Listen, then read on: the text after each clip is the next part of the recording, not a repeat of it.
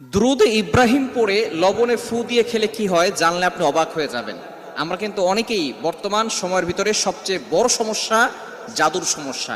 এর ক্ষেত্রে কিন্তু আপনি এই দুরূদ ইব্রাহিমের চমৎকার একটি আমল করে যদি আপনি আমলটি নিয়মিত 11 দিন করতে পারেন, দেখবেন আপনার জাদু কেটে যাওয়ার সম্ভাবনা রয়েছে এবং জাদু করে আপনাকে কেউ ক্ষতি করতে পারবে না।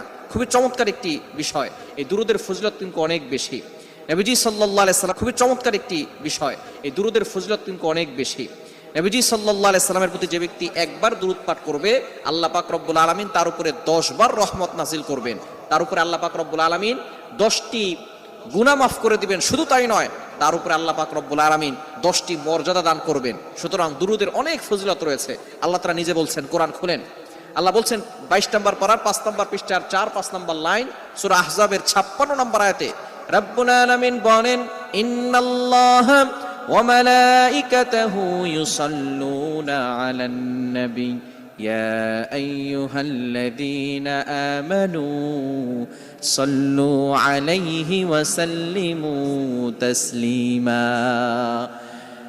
নিশ্চয় আমি আল্লাহ এবং আমার ফেরেশতারা নবীজি সাল্লাল্লাহু আলাইহি সাল্লামের প্রতি দুরূদ পাঠ করে। আল্লাহ নিজে বলছেন, ইন্নাল্লাহ, নিশ্চয়ই আমি আল্লাহ। আল্লাহ নবীজির উপরে দুরূদ পাঠ করে মানে আল্লাহ তাআলা নবীজির উপরে রহমত নাজিল করেন। ফেরেশতারা দুরূদ পাঠ করে মানে ফেরেশতারা নবীজি সাল্লাল্লাহু আলাইহি সাল্লামের উপরে রহমতের দোয়া করেন। এজন্য আল্লাহ বলছেন, ইয়া আইয়ুহাল্লাযীনা আমানু, ও ইউ হ্যাভ বিলিভার্স, ঈমানদারগণ, সাল্লু আলাইহি ওয়া সাল্লিমু তাসলিমা, তোমরাও নবীজির উপরে দুরূদ পাঠ করো। নবী সাল্লাল্লাহু আলাইহি সাল্লামের উপরে দুরূদ পাঠ করা অত্যন্ত ফজিলতপূর্ণ একটি বিষয়। বর্তমান জাদুটোনা কুফরি কালাম আমাদের সমাজে অনেক বেশি হয়ে যাচ্ছে।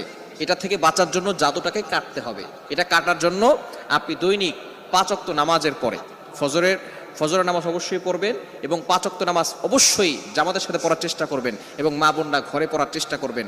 5 ওয়াক্ত নামাজের পরে, বিশেষ করে ফজরের নামাজের পরে আপনি আমলটি করবেন।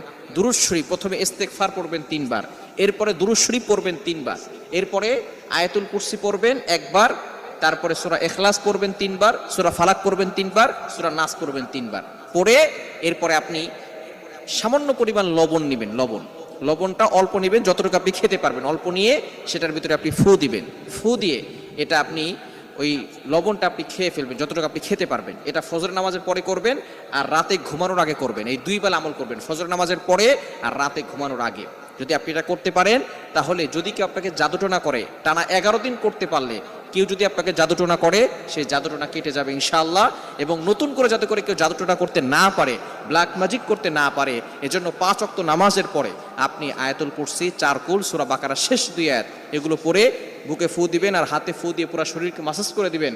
আল্লাহ পাক রব্বুল আলামিন আপনাকে সকল বিপদ আপদ থেকে হেফাজত করবেন এবং এই জাদুটোনা কুফরি কালাম থেকে আল্লাহ তাআলা আপনাকে মুক্তির ব্যবস্থা করে দিবেন।